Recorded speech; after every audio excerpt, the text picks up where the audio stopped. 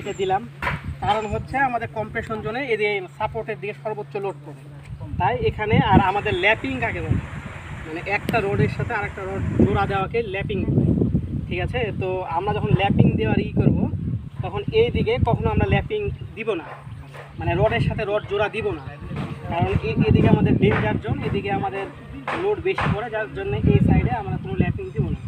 Lapping যদি দিই তাহলে কোথায় দেবো, এই মিডিল সেকশন, উপরের ক্ষেত্রে কিন্তু, ঠিক আছে, কম্প্রেশন সেকশন বারের দিকে এদিকে। আর নিচের দিকে এই স্টেট বার বা বটম বার চলে গেল।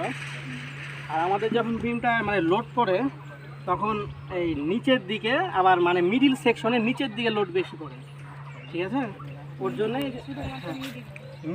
মিডিলে নিচের দিকে মানে টেনশন জোনের দিকে সর্বোচ্চ লোড পড়ে, যার জন্য এই যে এক্সট্রা বটম, এটা আমাদের ডিজাইনে থাকে এল ভাগ 8, মানে এল ভাগ 8 মানে 16/8, মানে 16/8 করলে কত হয়, 2 ফিট।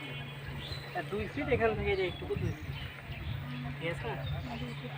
এইটুকুতে রড এখন বলতে পারো ভাইয়া তাহলে গোটা রড দিলেই তো ভালো হতো, কিন্তু গোটা রড দিলে ভালো হতো না, কারণ হচ্ছে এটা হচ্ছে ওয়েস্টেজ।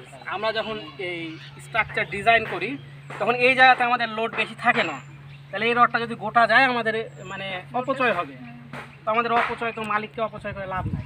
দিলে দিয়ে দিত গোটাটা, মিস্ত্রি খাটনি কম হতো দিয়ে দিত, কিন্তু এইটুকুতে আমাদের যেহেতু লোড কম, সেহেতু এখানে আমাদের দেওয়ার কোনো প্রয়োজনই আসছে না।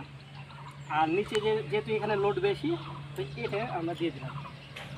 আচ্ছা ভাইয়া, এটা দেওয়ার কোনটা?